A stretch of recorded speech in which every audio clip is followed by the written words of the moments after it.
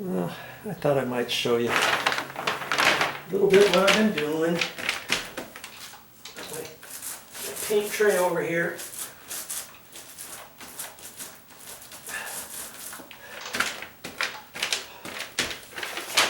And see, I'm just going up the edge, making sure this is dry.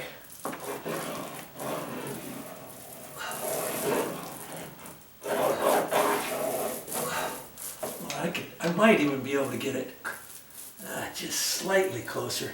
But see, that's why I like to use a 6-inch roller, mini roller, so I can get it right up in there, you know, pretty close. Once I start one edge, I like to finish it. I just was getting that out of that edge. Okay. Dipping my roller, making sure I stay off this edge right there, because I don't want to get it on the door frame.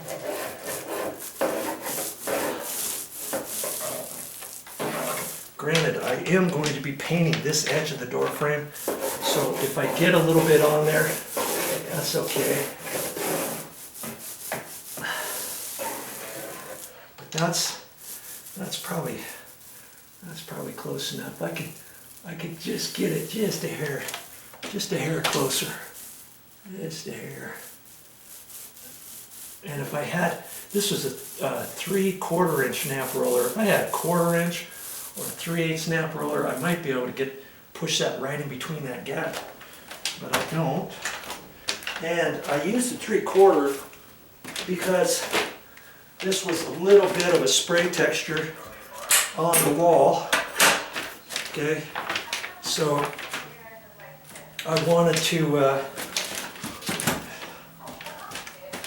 to make sure I got everything. I didn't want the paint to get any flash marks. I'm just getting this up here.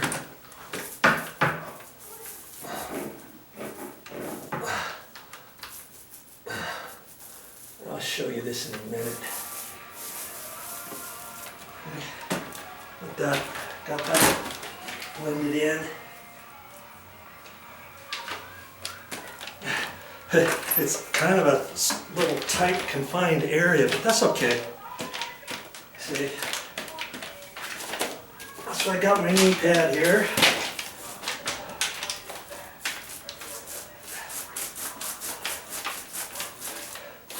Now I can't get that because the baseboard's not thick enough. If that was 3/4 inch wood baseboard, just square edge, I could do it. You know, and I could just go from the top down and eyeball it when I do my paint roller. But since I've got it this far, I'm just going to go ahead and continue doing it. And then I'll still do that when I get my paint roller out. My extension handle, my broom handle. I just couldn't get it this close if I had a 9-inch roller frame. Would I? Blending it in all the way. And I'm gonna go up this edge here too.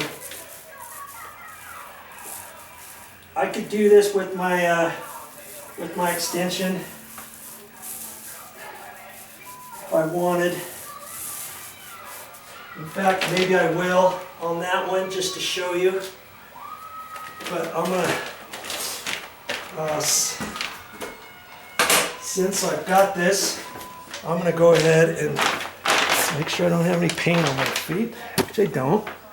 And I'm just gonna do this top edge here with the paint roller. Since I've got it.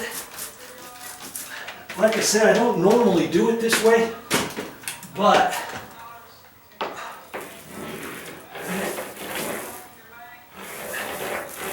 I'm not left-handed, but I get a nice straight line there because I'm using the frame. Okay? Just push in hard. My roller cover is starting to wear thin right there. And I can flip it around. Okay. Okie dokie. Now, if I hit the wall or the ceiling, it's okay because I haven't cut in the ceiling yet. But I'm trying not to hit it if I can help it, right? Where to put this? I want to make sure I don't have any paint on the edge of it. On the feet. And they're clean. Okay, and I like to go from right to left generally, but I could go either way. But I don't need that anymore. And I just put my extension handle on there. And I'm not picking up very much paint on my roller at all. I don't need a whole lot. Okay.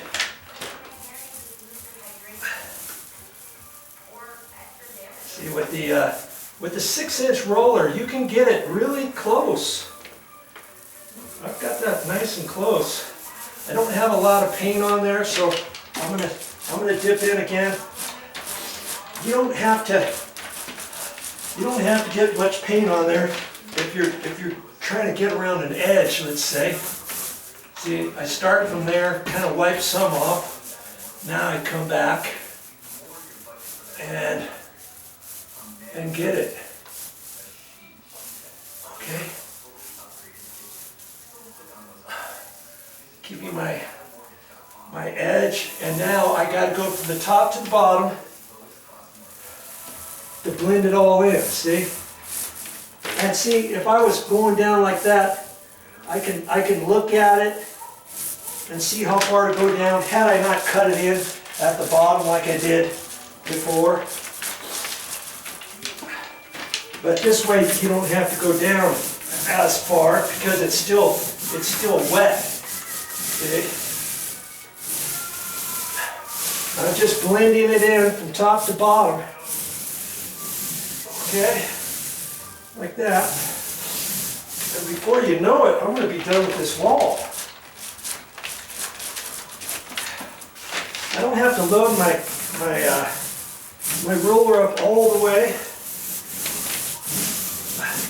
See how much easier it is when you're using a paint roller as opposed to just using the roller frame. I can get it from top to bottom, blend it all in, even though I've got a 6-inch roller and the last 1.5 inches is not really working too well because it's wearing out. And that's okay, I can still do it. It's just, you know, the wall's not that big, so I don't mind doing it when, in a sense, I'm using a 5-inch roller, let's say, because the first 1.5 inches of this is tapered now to hardly anything, and so I just have to be aware of that. And because I put the my primer on the walls, I put 2 coats of primer on all the little patch areas, and now I'm assured that those patch pieces are not going to flash, are not going to show as much had I not put any on there at all. It could have bled through or you know, anything like that. Okay? Just pressing hard with my hand and the extension pole to get it nicely blended in. You can blend in semi-gloss nice and easy. The main thing is once you get the paint on the wall, you gotta finish it off from top to bottom. I couldn't go like that and then do some up here and then flip it around and get up some up there and then be all done. No, you want to get it all on there. Okay? Now I can go from top to bottom, further over to the right, and then blend it in all the way over to the left. far as I think I can go. Because I've already cut in the bottom, I'm not going to go in too close to the bottom. And I've got plenty of paint here. I don't think I'm going to have enough for the other bathroom, unfortunately.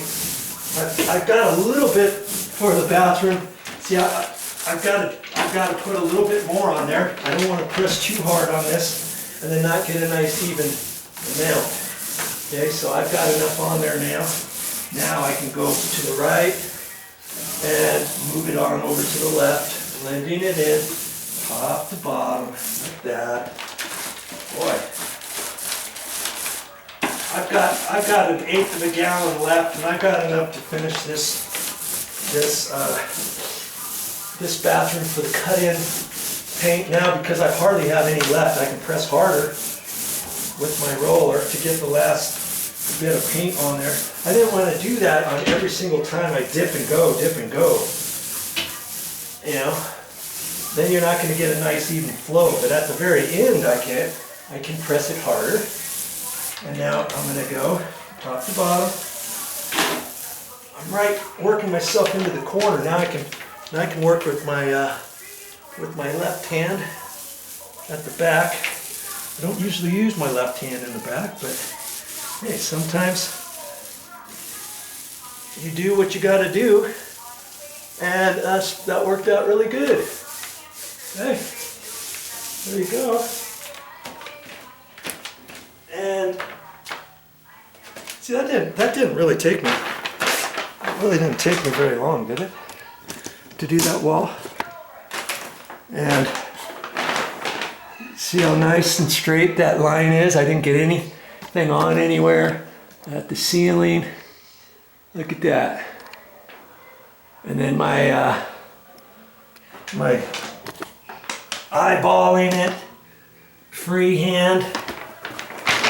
I got it plenty close, nice and close. There's no way I could have done that with a 9-inch roller. I'm sorry, it's just very difficult to do that. Plus the 9-inch cover, the painter's frame, and then the roller. Then you have to put more paint on the roller to get your coverage. Not on something small like that. You see what I'm saying? And I can use that with one hand if I wanted in certain areas and all. And get it. I see there's a little. Look at that. Hey, that was on the sheetrock. And so now because my roller's still wet, I can take that. That was something on the wall. There, I can do that, and that's going to blend in because the paint is still wet and it's semi-gloss. If you try to fix a goober like that, let's say, and the wall's getting dry, you don't want to just do that. I would go there and do from top to bottom again, or something. You know, but. That's why I got my trusty construction light here.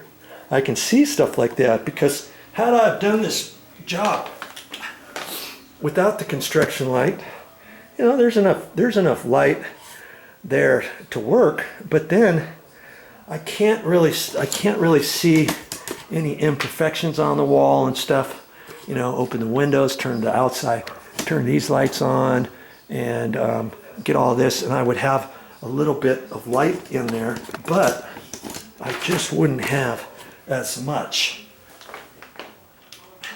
as I have when I got my construction light on. Okay, then I can see things, and like I say, I'm very happy to the fact that one coat is covering this. Okay, and I've got a little bit of paint still left in that can, and what I'm also going to do is get my paint handle off of there, and well, before I do that, I'll show you. I got this in here. I I got this in here too. I use my, you see there? I got from there to there. I wasn't too concerned if I hit that edge, because this edge is going to be painted later, and I'll explain that on another video. But I got in there. That way, when I cut in, I can go from here over. Now, I might put the brush on there, but it's better if you can get your roller wherever you can, you know, so that you got minimal paint cut in. Okay, so now, even with a little roller like this, boy, it's loud out there. With a roller like this, I can take my painter stick, and you'd be surprised how much paint you can actually get, even off of a small roller.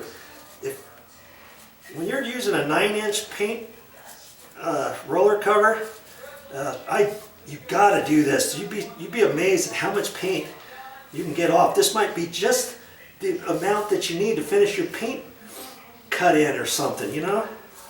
So I do this. I've got enough paint in my paint can for another, well, for all the cut in this bathroom. I just don't think I'm going to have enough for the other bathroom, though. Unfortunately, too bad. Okay. Now I can clean this out with my paintbrush at this point. Put it all back in here. And let's see here. See, you'd be surprised. You just don't want to start wasting your last little bit of paint.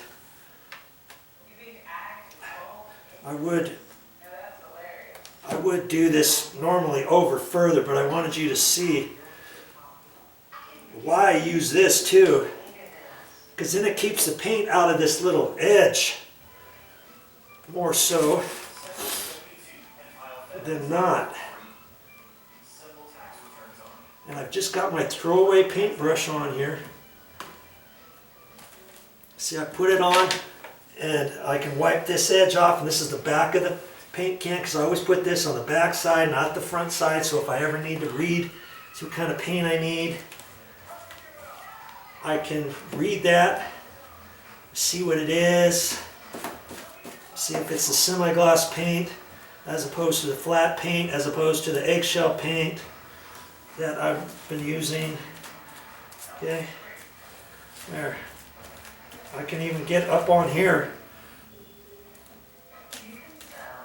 Okay, well, that's enough. Now I can get that paint off and know that it's not all caught in that ledge. See? Okay, there we go. Now I can pull that off, and I'm ready to clean up. Okay.